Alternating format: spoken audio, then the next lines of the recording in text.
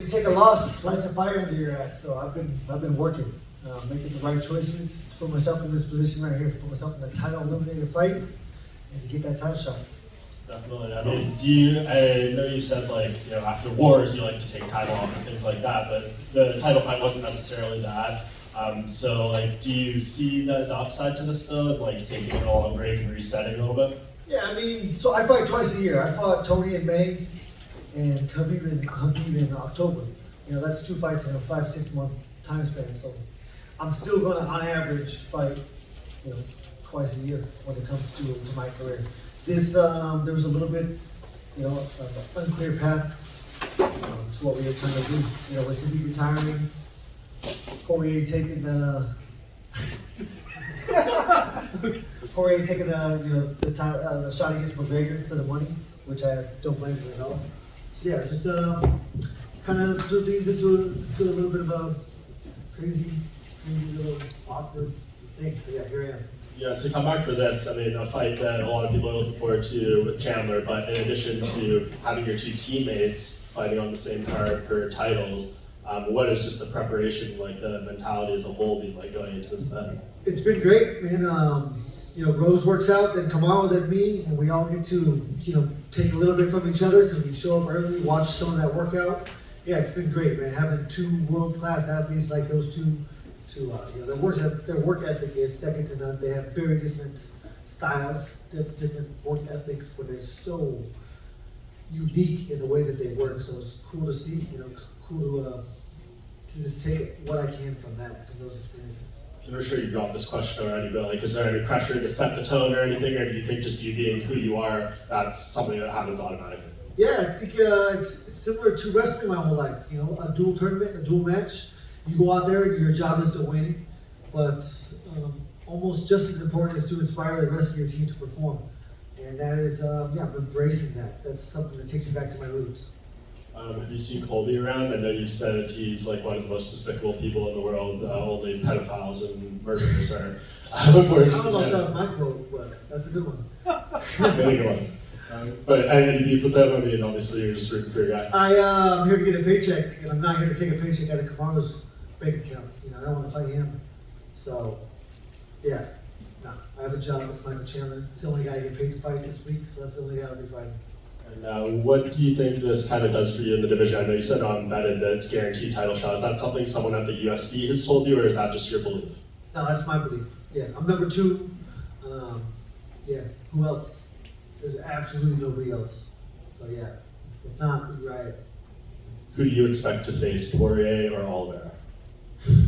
I hope Poirier, because I want to exact my revenge. That's one of the most human traits, is wanting to exact revenge on somebody that has beaten you, especially in this sport. There's not many times you get the opportunity. So yeah, that would be a great chance. But Oliveira brings such a crazy style to the cage. I think for me that would be a great matchup. And obviously, you had the loss to Eddie and to Habib, but it seems like that Poirier fight really has kind of a special place because it seemed like the turning point that allowed you to become that guy who went on that run for the interim title. Yeah, at the end of the day, it's the only path I have to revenge. He's beat Poirier, or he's beat Alvarez. So with that, I can get both those fights back. I will never get the Habib fight back, and I'm okay with that. He's gone. Justin, earlier Michael was out here, and he was paying respect, said he really enjoyed you, he thinks you're one of the most fun guys to watch in the sport, but you haven't exactly been secret that he kind of gets on your nerves. I'm curious, has that sort of faded as you got closer to the fight, or gone behind? Yeah, that was just in that one interview, yeah. I don't know the guy that well. I like the way he fights. There's not a lot of bad things that I could say. At the end of the day, he's trying to take everything from me. He's trying to take the money off my table. He's trying to take the opportunity off my table. He's trying to take my title shot. So yeah, I don't like him because of that. That's the only way that it's personal. I feel like when people look at this fight, they kind of expect it almost to be like turning on a blender and just having chaos for a little bit, and then one of you walking out the winner. Is there a chance in your mind that it doesn't look like that? Yeah, I think so. I think, these guys watched Habib. They saw him take me down. Many guys have tried to take me down in my career. He was the one that was successful, so maybe they see a path to victory there. I do think he's a smart guy, and I do think that he thinks he would be smart. to try to turn this into a wrestling match for the first round or two. And so yeah, that would, if he was successful at it, which he will not be, then it could suck, but not gonna happen. He said earlier that your leg kicks are obviously amazing, but he said your punches aren't that special. But obviously in your last few fights, your punches have been pretty special. You put a lot of guys away. Are you surprised he has that attitude? Yeah, I have 22 fights, 19 knockouts, 22 wins, 19 knockouts. I've knocked them out with my hands and my legs. So yeah, whatever. That doesn't make any sense. Yeah, I knocked no one had ever finished Barboza. I put him out cold. Same with a few other guys. So I don't know where that would come from. You mentioned the wrestling there. I'm curious what you made of Islam's performance the other day. Yeah, it was impressive. It sucks for Dan. Late replacement. He wasn't the guy coming off a full camp preparing for Islam. That's what that was. And following that, what did you make of Daniel Cormier's performance in the post-fight interview? Incredibly biased. Yeah. Do you think that's going to be a problem coming up with these as fighters retire and become commentators? They still have teammates in the sports. They're going to kind of find it harder and harder to put aside that bias. At the end of the day, I love Cormier. I don't, I felt it was my job that night to tweet and call it out because that's what I saw. Outside that, it doesn't matter. I think he knows that he should be in an unbiased mindset when he's doing this, and that probably, I would hope that that's important to him. Justin, to your left over here. Would you say that you've significantly improved your wrestling since the Habib fight? I would say, I'm a wrestler. I've wrestled my whole life. You guys watched that fight, and he got me down twice. It looked easy. I stopped a lot of his takedowns. Not a lot of people have stopped any of his takedowns, and I stopped, for the whole first round, for the first 4 minutes and 30 seconds. I was able to keep him off of me. I've certainly embraced it more. I've come back and I've worked a lot more since that day. I've done a lot more grappling, that's for sure. Mostly for the cardio. It's a different cardio, and yeah, I need to be confident in my ability to wrestle and then stand up and fight. In terms of exciting matchups, where would you say that Chandler ranks among all the fellow exciting guys you fought? I'd say it's one of the most exciting. I don't think anybody has, no one's as explosive. He comes balls to the wall for the first round. Not many fights has he not done that. And so that's what I'm expecting. That's what I'm hoping for. He doesn't want to sit back and let me fight at the pace Tony Ferguson let me fight at, because I can do that all night. So yeah, he's going to have to make it a firefight, try to get me tired. One of us is going to get tired. Most of these fights, you guys have watched this for a long time. It's come down to who's quitting, who's got more will to go on and continue. And then I can see that becoming a factor on Saturday night. In regards to those wars that you've had, is there one that stands out to you as the most fun that you've had in there? The most fun? I was the most terrified of Edson. Growing up, when I was in college, wrestling, before I ever thought I'd fight in the UFC, I was watching this dude spinning back kick and take people to the shadow realm. I remember playing poker with my guys. I fought in World Series, and he fought somebody, and I think it was when he fought Benil Dariush. We were watching him playing, and I told all the guys, I'm gonna fight that guy one day, and everyone's like, "You're crazy." I was like, "No, I'm gonna fight him." And then, I got lined up against Edson. I was like, "Oh shit, what am I doing?" And then, to go out there and knock him out, and I was a better leg kicker than him. My distance management was better, and I was able to land that shot and put him out, and that was a fun night for me. That's what Justin. It's no secret that Kamaru used to train in Sanford with Michael Chandler. Michael was in here. He said there's no. He's still very friendly with Kamaru. He considers him a friend. He just happens to be your teammate now. But did you have to have a conversation with Kamaru about hey, I'm not looking for any secret sauce that Michael Chandler may bring? No, there's no such thing as secret sauce. You got to be perfect for This was 15 minutes. Usually it's 25. The only thing we talked about when it comes to fighting is the fact that I've had about twice as many 5-round fights scheduled as Kamaru so far. So, I'd be a fool to try to take, I don't even know what the hell you call it, take advice from him to expect things that are going to happen. It's so fast. You're dealing with less than seconds and less than centimeters. So none of that matters. I have to be perfect, be my best self. And if he can beat that, then more props to him. Hey, Justin, right here. So I think you've made it very clear you were waiting for the right opportunity, and even if you wanted to stay active. But I was wondering, just you're pretty hot right now. You've been one of the top lightweights. Is there anywhere you're like, I didn't fight for a year. This is a year of my athletic prime and all that, and the fight game. Was there any just like worry about that? Because that's a long time to be off at a time when you're at the top of the game. Yeah, no, not necessarily.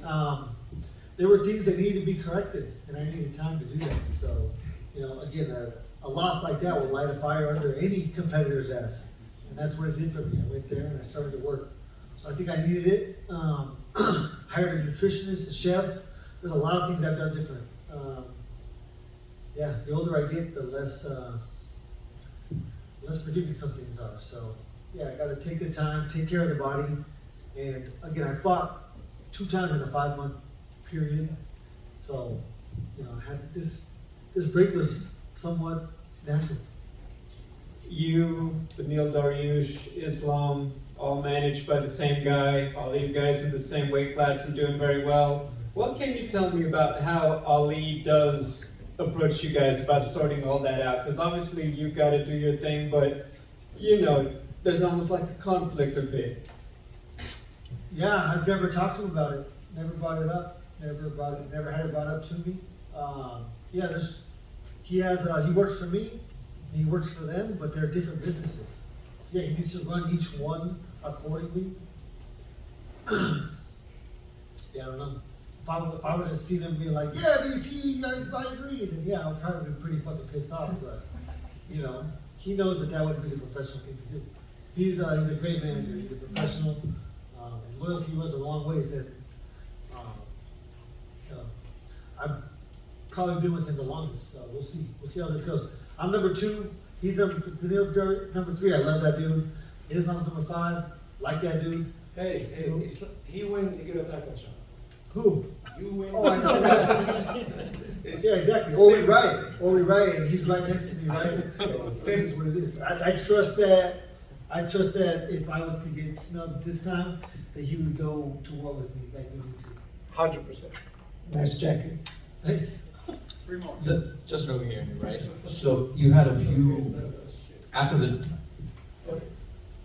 Poirier loss, which was only the 2nd loss, obviously not good as well. You changed quite a bit defensively in how you seem to approach fights. So it's a lot more educated in terms of not just walking through the strikes to land your own, but to evade and to obviously still hit the opponent. Can you talk more about some of the changes you made after that fight to where you are now? Yeah, I think both of those to Eddie Alvarez and to Dustin Poirier are very similar instances in which I lost.